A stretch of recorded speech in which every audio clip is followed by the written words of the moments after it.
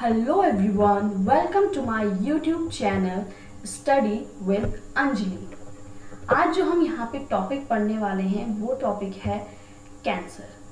आज हम यहाँ पे कैंसर के बारे में पढ़ेंगे। आपने कैंसर के बारे में सुना भी होगा जनरली कि कैंसर एक ऐसी डिजीज़ है जिसे क्योर करना काफ़ी मुश्किल होता है और ये एक डेथ कॉजिंग डिजीज़ है।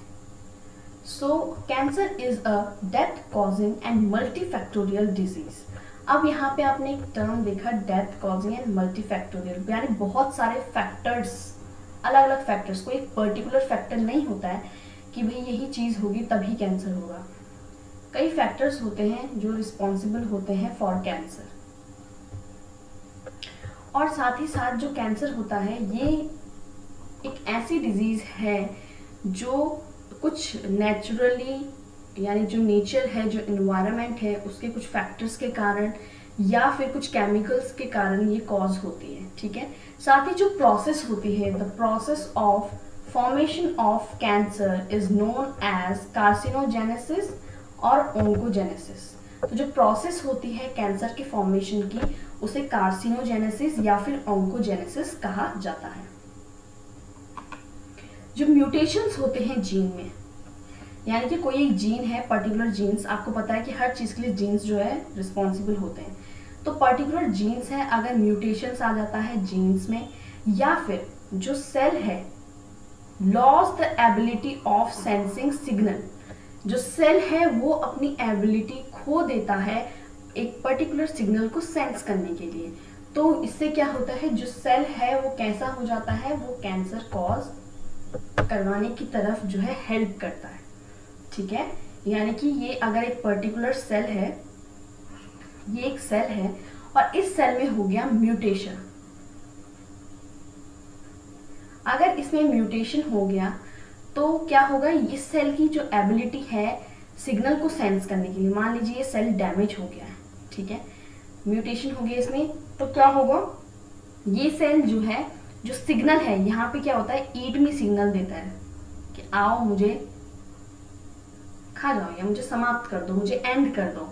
ये सिग्नल सेल देता है, बट सेल ये सिग्नल नहीं दे पाएगा क्योंकि वो इस एबिलिटी को ही लॉस कर देगा कि वो सिग्नल को सेंस कर सके। तो यहाँ पे क्या होगा, सेल डेथ नहीं होगी। ठीक है, सेल की डेथ जो होनी चाहिए थी वो नहीं होगी। तो म्यूटेशंस या फिर सेंसिंग की एबिलिटी को खो देने से जो है कैंसर की तरफ ये हेल्प करता है। फाइन। दे शो ऑटोक्राइन सिग्नलिंग। अब ऑटोक्राइन सिग्नलिंग का क्या मतलब हो जाता है, ऑटोक्राइन, ऑटो का मतलब तो आपको पता है, ऑटो खुद। तो ये एक सेल है, सेल क्या करता है, ये जो कैंसर सेल है ये क्या करते हैं, ये खुद को ही सिग्नल प्रोवाइड करते हैं। ठीक है, क्योंकि बाहर से आए हुए किसी भी सिग्नल को सेंस कर ही नहीं पाते हैं, तो ये क्या करते हैं, अब सेल को कुछ ना कुछ तो चाहिए ना सिग्नल, ये 1 से 2 में डिवाइड होंगे, तो ये क्या करते हैं, ये खुद को ही खुद से सिग्नल देते हैं और ये भी सिग्नल देते हैं कि अब आपको डिवाइड होना है सेल को। तो ये सेल आगे डिवाइड होता है, फिर ये सेल भी खुद ही को सिग्नल देगा, ये भी खुद ही को सिग्नल देगा। तो इस तरह से क्या है, ये आगे आगे इनका फॉर्मेशन होता जाता है। जो केमिकल्स होते हैं जिनके कारण की जो कैंसर है वो कॉज होता है, उन्हें कहा जाता है कार्सिनोजेंस। ऐसे केमिकल्स जिससे कि कैंसर कॉज होता है, उन केमिकल्स को कार्सिनोजेंस कहा जाता है। फाइन। तो यहाँ पे कुछ टर्म्स थे जो हमने पढ़े कि कैंसर जो है डेथ कॉजिंग होता है और ये मल्टीफैक्टोरियल डिजीज है, यानी बहुत सारे फैक्टर्स जो है होते हैं, अलग अलग फैक्टर्स के कारण ये डिजीज हो जाती है। जो फॉर्मेशन होता है कैंसर का उसको कहा जाता है कार्सिनोजेंस या फिर ओंकोजेनेसिस, कार्सिनोजेनेसिस या ओंकोजेनेसिस। जो म्यूटेशन होता है जीन में, जीन म्यूटेशंस के कारण या फिर सेल जो है अपनी एबिलिटी खो देता है सेंसिंग सिग्नल, सिग्नल्स को सेंस करने की, उसके कारण भी जो है कैंसर कॉज होता है। कैंसर क्या है, एक ऑटोक्राइन डिजीज है, यानी कि ये ऐसी डिजीज है जो जिसमें कि सेल खुद ही को सिग्नलिंग प्रोवाइड करते हैं कि वो आगे डिवाइड हो सके। और ऐसे केमिकल्स जिनसे कि कैंसर कॉज होता है उन्हें कहा जाता है कार्सिनोजेंस। ये क्या करते हैं, ये म्यूटेशन कॉज करवा देते हैं इन द सेल। अब कैंसर हो रहा है तो कुछ ना कुछ तो ऐसा होगा जिनके कारण कैंसर आगे प्रोसीड कर रहा है, यानी कैंसरस जो नॉर्मल सेल है वो कैंसरस सेल बन रहे हैं। तो जो जीन्स रिस्पॉन्सिबल होते हैं, genes on the onset of cancer, यानी कैंसर को फॉर्म करने के लिए कौन कौन से जीन्स जो हैं यहाँ पे वर्क करते हैं। अब मैं कह रही हूँ कि कुछ जीन्स होते हैं, तो इसका मतलब ये नहीं है कि इन जीन्स की फंक्शनिंग के कारण जो है कैंसर होता है। इन जीन की लॉस ऑफ फंक्शनिंग, यानी इनका जो इन जीन्स का जो नॉर्मल फंक्शन है, अगर वो ये नॉर्मल फंक्शनिंग ना कर पाए उस कारण भी कैंसर हो सकता है। ठीक है, अब यहाँ पे जैसे फर्स्ट है प्रोटोऑन्कोजीन। प्रोटोऑन्कोजीन ये एक ऐसे जीन है कि ये नॉर्मल सेल डिवीजन करवाते हैं। These genes help in the proper cell division and proliferation. तो ये प्रॉपर सेल डिवीजन और प्रोलिफरेशन करवाते हैं सेल का। But when any mutation occur, these genes form oncogenes. लेकिन अगर कोई म्यूटेशन होता है तो यही प्रोटोऑन्कोजीन्स क्या है, ऑन्कोजीन्स का फॉर्मेशन करवाते हैं, विच कंटिन्यूअसली प्रोलिफरेट्स दिस सेल। तो प्रोटोऑन्कोजीन्स क्या होते हैं, मान लीजिए एक नॉर्मल सेल है, ये एक नॉर्मल सेल है, तो प्रोटोऑन्कोजीन्स क्या करते हैं, ये इस सेल का डिवीजन करवाते हैं। ठीक है, आपको पता है सेल का डिवीजन होता है, तो ये सेल का डिवीजन करवाएंगे, एक नॉर्मल डिवीजन। ठीक है, लेकिन जब म्यूटेशन हुआ, मान लीजिए इस सेल में क्या हो गया, म्यूटेशन हो गया। Mutation, what is mutation? Mutation is a sudden change, यानी अचानक से जो जीन्स है उसके उसमें चेंज आ जाना, या फिर सेल्स में जो है चेंजेस आ जाना। तो म्यूटेशन होता है तो क्या हो गया, अब ये जो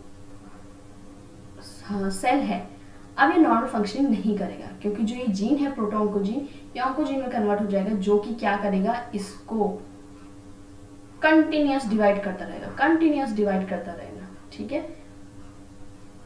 तो इसके कारण क्या होगा, अब आपको पता है कि अगर कंटिन्यूअस डिवीजन होते ही जा रहा है, होते ही जा रहा है, स्टॉप नहीं हो रहा है, तो एट देन ये क्या है, एक मास ऑफ सेल्स बना देगा, यानी कि ये क्या है, जो कैंसर है उसे कॉज करवाएगा। ठीक है, नेक्स्ट है हमारा ट्यूमर सप्रेसर जीन।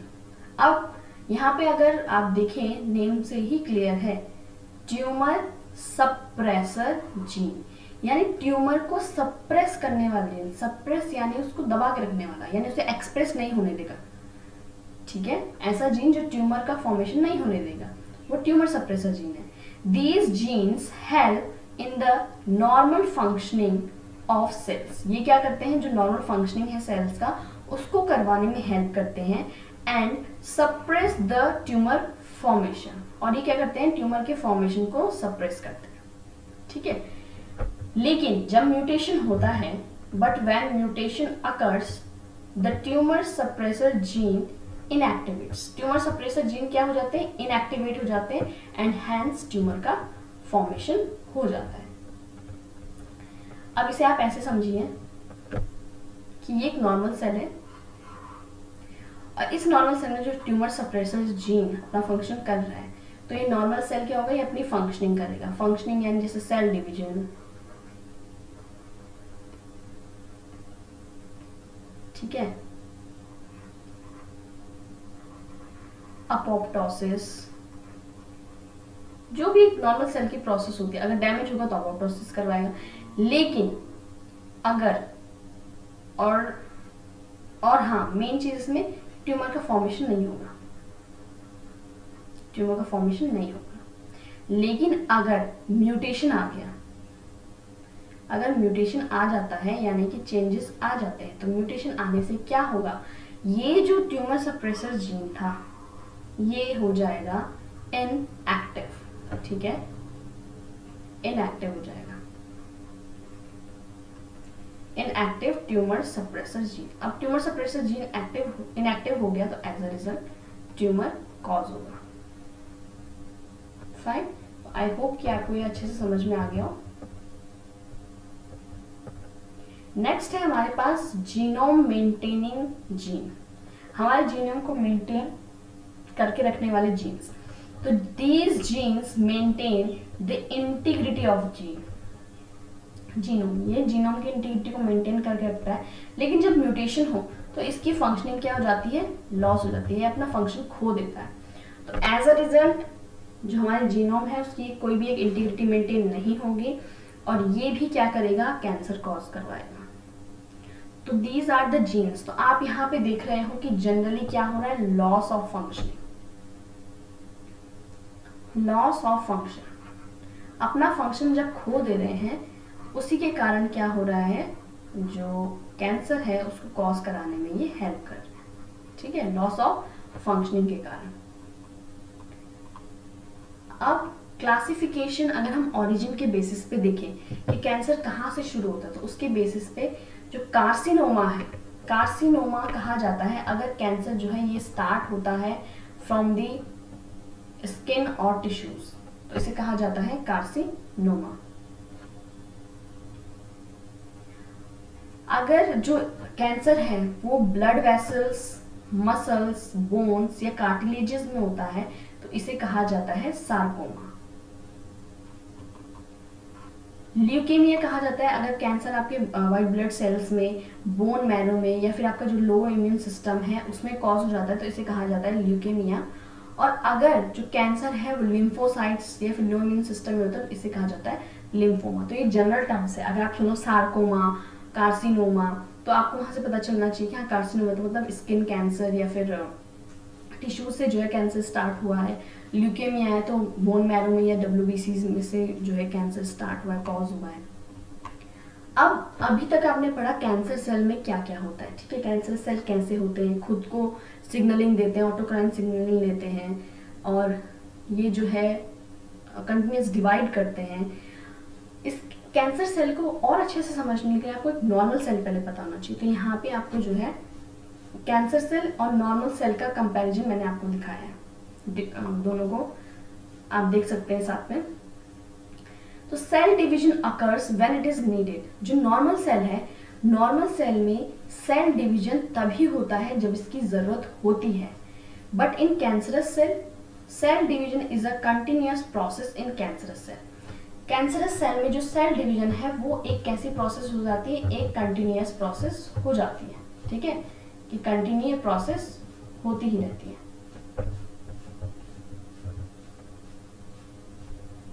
तो इस कारण से जो कैंसर सेल होता है ये हार्मफुल हो जाता है क्योंकि ये जो है कंटिन्यू डिवाइड करता ही रहेगा, इनका सेल डिवीजन जो है बिल्कुल भी नहीं रुकेगा।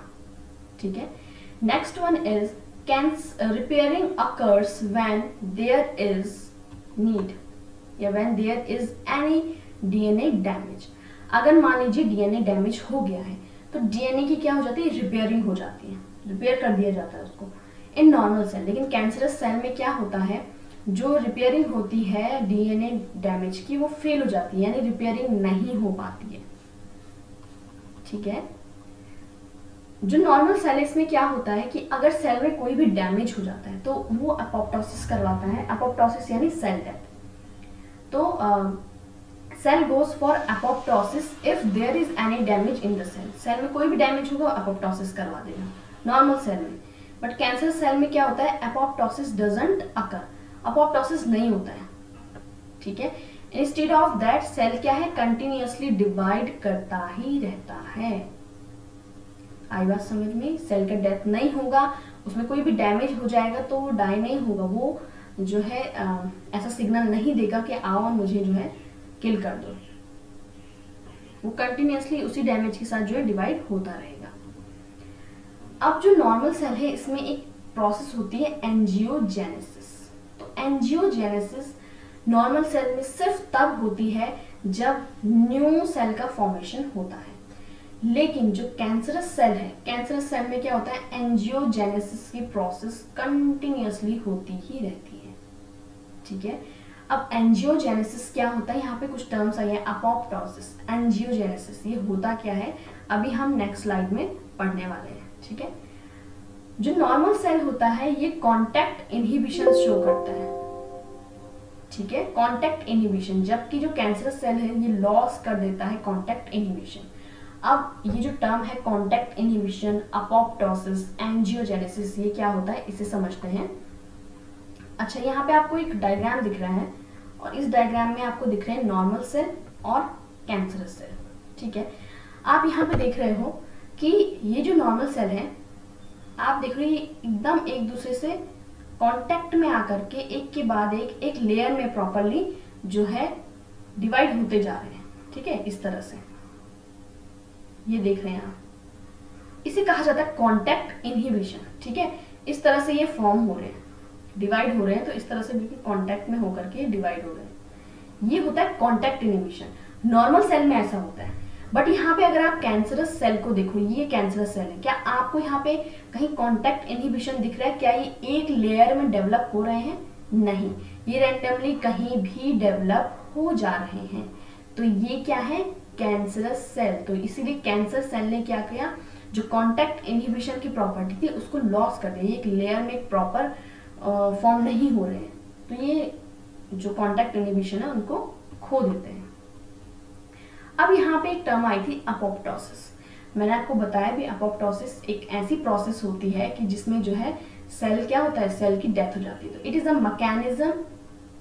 अ mechanism of damaged cell death. वो जो सेल डैमेज हो गया है उसकी डेथ का एक मैकेनिज्म है।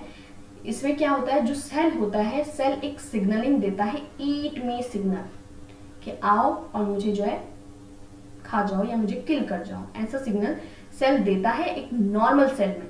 बट कैंसरस सेल में ये प्रोसेस हो जाती है स्टॉप, और सेल ईट मी सिग्नल नहीं दे पाता है, जिसके कारण कि सेल जो है उसी डैमेज के साथ आगे आगे जो है डिवाइड होता रहता है।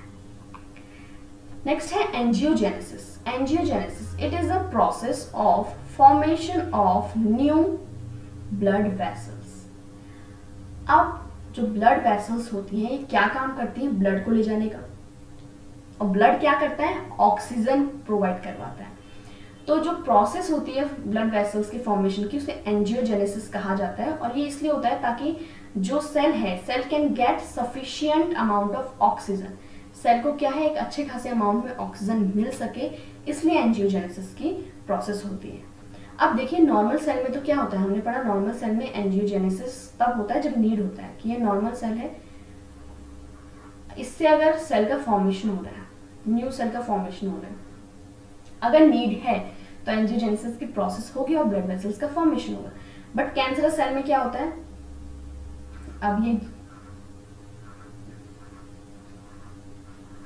अब कांटेक्ट इनहिबिशन जब कैंसर सेल ने लॉस कर दिया तो इस तरह से रैंडमली ये कहीं भी फॉर्म होने लगते हैं एक मास में, इस तरह से। ठीक है, अब एक मास में जब फॉर्म हुए तो अब आप देख रहे हो कि यहाँ पे तो ब्लड वेसल्स होंगी तो ऑक्सीजन का अच्छा खासा अमाउंट इन्हें मिलेगा।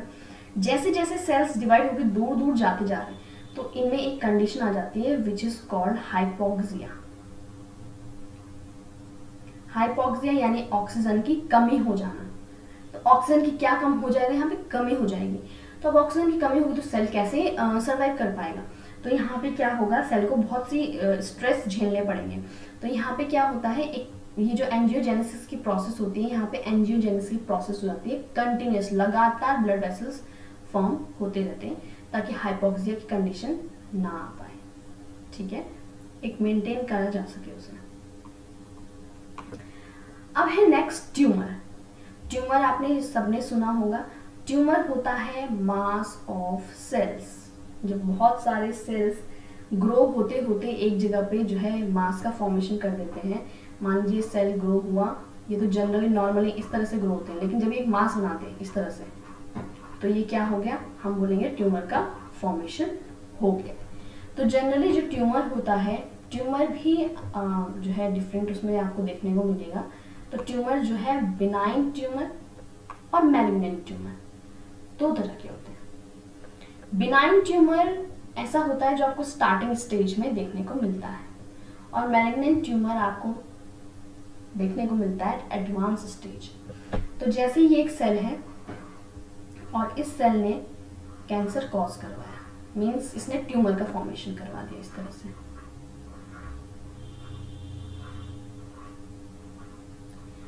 जब तक ये सेल एक प्लेस पे है, जब तक ये ट्यूमर एक प्लेस पे है, मतलब एक जगह पे है, तो इसे बिनाइन ट्यूमर कहा जाता है। ठीक है, ये है बिनाइन। लेकिन अगर ये ट्यूमर धीरे धीरे जो है डिफरेंट बॉडी पार्ट्स में मूव करने लगता है, और वहां भी मान लीजिए ये ट्यूमर का फॉर्मेशन कराने लगे, इस तरह से स्प्रेड होने लगता है, फैलने लगता है जब, तो अब ये हो गया मैलिग्नेंट ट्यूमर। और मैलिग्नेंट ट्यूमर ही बहुत हार्मफुल होता है, क्योंकि इसमें जो क्योर करने के चांसेस होते हैं वो बहुत बोलते हैं बहुत ज़्यादा कम हो जाता है। ठीक है, बहुत मुश्किल होता है इसे क्योर करना। तो ये जनरल जो है मैलिग्नेंट ट्यूमर और बिनाइन ट्यूमर है। अब इसमें आप कुछ डिफरेंस देखेंगे। जो बिनाइन ट्यूमर है स्लो ग्रोइंग मास है, यानी मास ऑफ सेल्स ही है, लेकिन कैसे ग्रो करता है, धीरे धीरे ये ग्रो करता है। जबकि जो मैलिग्नेंट ट्यूमर है फास्ट ग्रोइंग है, बहुत जल्दी जल्दी ये ग्रो करते हैं, बहुत जल्दी जल्दी डिवाइड करते हैं ये वाले सेल्स। जो बिनाइन ट्यूमर है नॉन इन्वेसिव, यानी कि ये दूसरे जो पार्ट्स होते हैं बॉडी के उसमें इन्वेड नहीं करेंगे। जबकि मैलिग्नेंट ट्यूमर क्या होता है, इन्वेसिव होता है, और अदर ऑर्गन दूसरे ऑर्गन्स में जाकर के भी इन्वेड करते हैं। बिनाइन ट्यूमर नॉन स्प्रेडिंग होता है, फैलता नहीं है। नॉन मेटास्टेसिस, मेटास्टेसिस एक ऐसा प्रोसेस है जिससे कि जो ट्यूमर होता है ये बॉडी के डिफरेंट पार्ट्स में जो है जा करके जो है स्प्रेड हो जाता है। ठीक है, तो बिनाइन ट्यूमर ऐसा नहीं होता। मैंने आपको बताया बिनाइन ट्यूमर एक जगह पे लगे, लेकिन जब स्प्रेडिंग हो जाए, स्प्रेड होने लगे या फिर मेटास्टेसिस होने लगे, दूसरे बॉडी पार्ट्स में जाकर के ट्यूमर का फॉर्मेशन होने लग जाए, तो इसे कहा जाता है malignant tumour. Capsulated, benign tumour capsulated होता है, और जो मैलिग्नेंट ट्यूमर होता है ये होता है नॉन कैप्सुलेटेड। अब यहाँ पे एक टर्म आई मेटास्टेसिस। और मेटास्टेसिस होता क्या है, ये सेल है, ठीक है, इस तरह से आपने देखा सेल एक लेयरिंग में होता है, और यहाँ पे हो गया इस तरह से ट्यूमर का फॉर्मेशन। अब ये आपको पता है जब तक ट्यूमर यहाँ पे है ये बिनाइन है, ठीक है।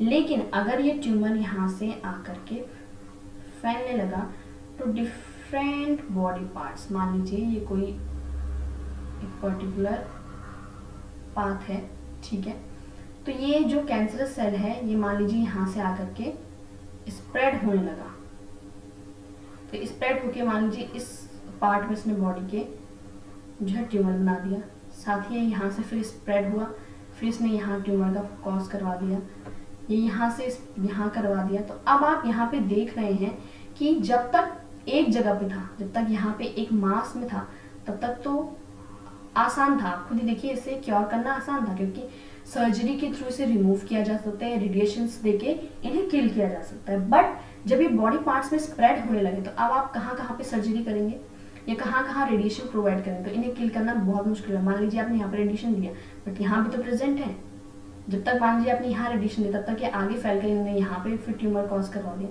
तो इसे जो है क्योर करना बहुत ही मुश्किल हो जाता है। और हैंस जो कैंसर है वो कैंसर डिजीज जो आती है, cancer is a death causing disease, cancer is a death causing disease, ठीक है, जानलेवा बीमारी होती है। अब इसमें हम जो है हमने आपको बताया कि कैंसर क्या होता है, कैसे कॉज होता है। नेक्स्ट जो अपकमिंग वीडियो है उसमें हम पढ़ने वाले हैं अबाउट द प्लाज्मा मेम्ब्रेन।